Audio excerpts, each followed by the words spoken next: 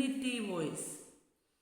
എന്നെ രക്ഷിച്ചുന്നതൻ തൻ കൂടെന്നും പാർക്കുവാൻ തൻ്റെ സഹജീവിതം ദാനം ചെയ്തിതാ. എന്നെ രക്ഷിച്ചുന്നതൻ തൻ കൂടെന്നും പാർക്കുവാൻ തൻ്റെ സഹജീവിതം ദാനം ചെയ്തിതാ. മന്നിടം ചമച്ചവൻ മന്നിടെ ചരിച്ചവൻ എന്നെ എന്നും നടത്തുന്നതെന്തോരത്ഭുതോ. മന്നിടം ചമച്ചവൻ മന്നിടെ ചരിച്ചവൻ എന്നെ എന്നും നടത്തുന്നതെന്തോരത്ഭുതോ.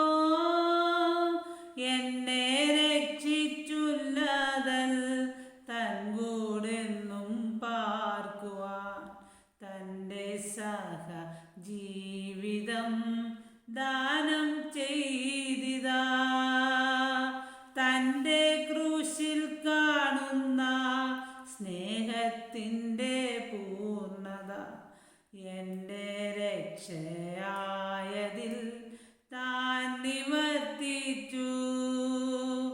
ബന്ധനവും ചെയ്തു താൻ അന്ത്യമായ യാതന സാന്ത്വന ജീവിതത്തെ ബന്ധമായി നൽകി.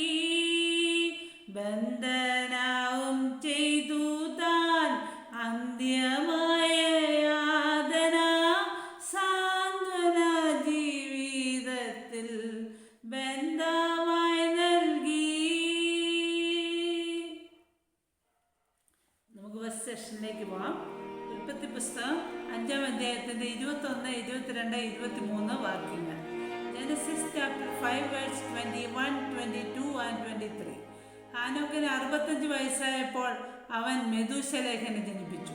And Enoch lived 65 years and begat Methuselah.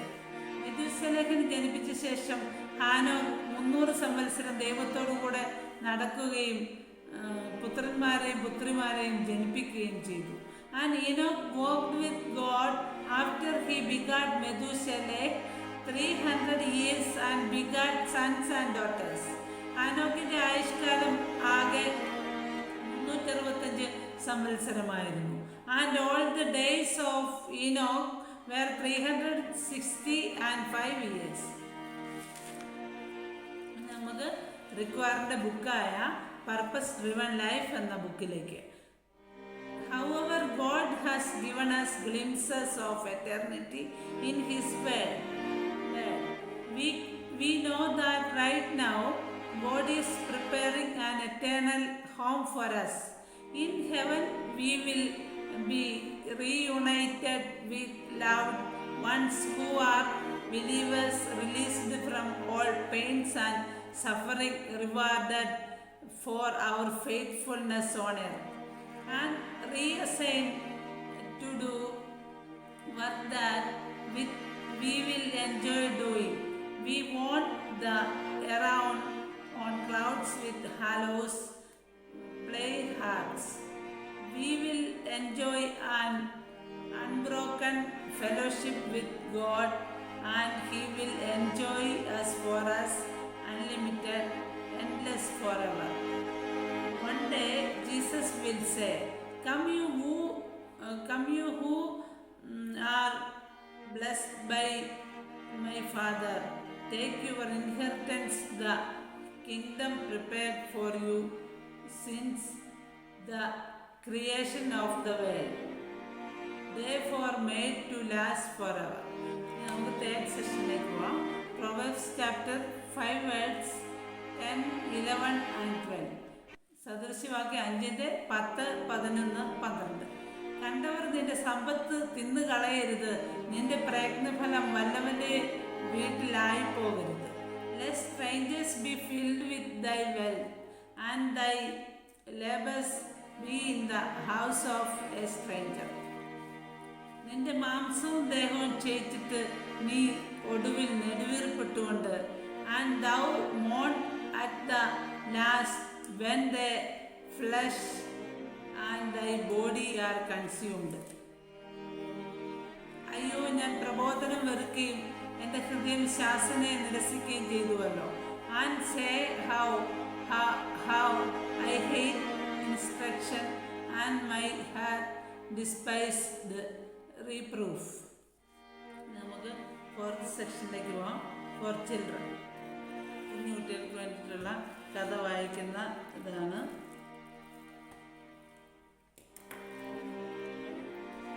Main heading എന്ന് പറഞ്ഞാൽ ഈജിപ്തിന്മേൽ ദൈവത്തിൻ്റെ വിജയം എന്നുള്ളതാണ്.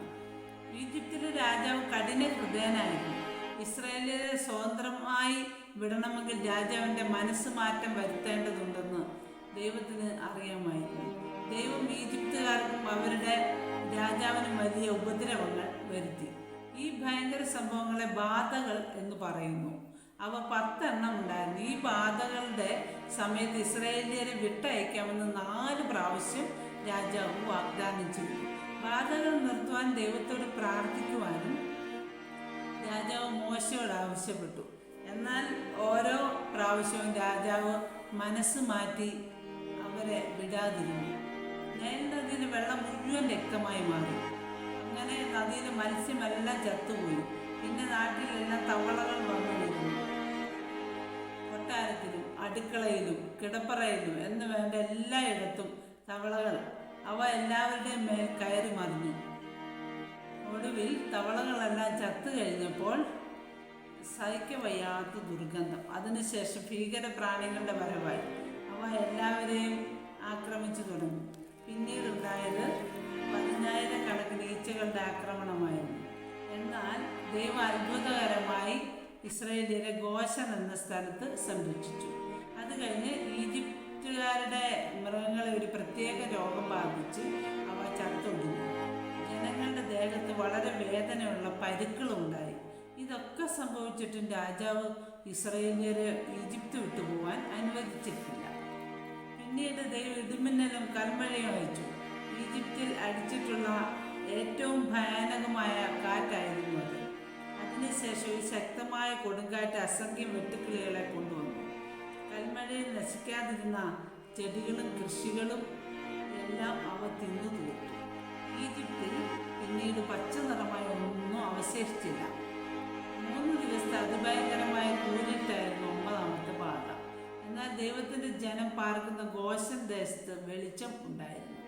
ഇത്രയുമായപ്പോൾ ഇതിലും ഗുരുതരമായ ഒരു ബാധ ദൈവം കൊണ്ടുവരേണ്ടി വന്നു. അർദ്ധരാത്രിക്ക് എല്ലാ ഈജിപ്ത് ഭവനത്തിലെയും മൂത്ത മകൻ പെട്ടെന്ന് മരിച്ചു. രാജാവിൻ്റെ മൂത്ത മകനും മരിച്ചു. ഇങ്ങനെ ഓരോരോ വീട്ടിലെ ആൺകുഞ്ഞുങ്ങൾ മരിച്ചുകൊണ്ടിരുന്നതിനാൽ അവിടെയെല്ലാം അത്യുച്ചത്തിൽ കരച്ചിൽ വീണു. മൃഗങ്ങളുടെ പോലും ആദ്യത്തെ ആൺകിടാവ് ചത്തു. ദൈവത്തിൻ്റെ കരുണയാൽ ഇത് അവസാന ബാധയായി മാറി. ഒടുവിൽ കോപിഷ്ഠനായ രാജാവ് ഇസ്രായേൽ ജനം തൻ്റെ രാജ്യം വിട്ടു പോകുവാൻ കൽപ്പന കൊടുത്തു. അങ്ങനെ അവർ സ്വതന്ത്രരായി. 4 സെഷനോട് അവസാനിച്ചിരിക്കുകയാണ്. God bless you abundantly.